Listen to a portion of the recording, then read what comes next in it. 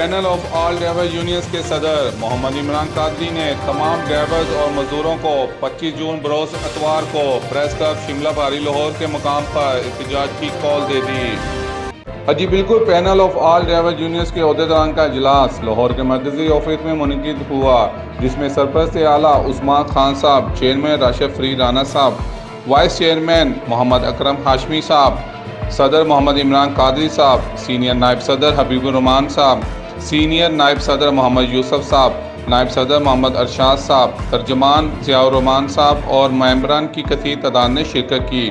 اجلاس میں ڈرائیورز اور مزدوروں کو بجٹ میں یکساں نظر انداز کرنے کے معاملے پر تفصیلی تبادلہ خیال کیا گیا اور طے کیا گیا کہ ہم 25 جون کو ڈرائیورز اور مزدوروں کے حق میں پرامن احتجاج کر کے مزدوروں کی آواز حکمرانوں تک پہنچائیں گے۔ مزدوروں کی کم از کم ماہانہ اجرت 50,000 روپے مقرر کرنے کا مطالبہ کریں گے اور ڈرائیونگ لائسنس کے مسائل حل کرنے کا بھی مطالبہ کریں گے۔ انہوں نے عوام سے بھرپور شرکت کی اپیل کی ہے۔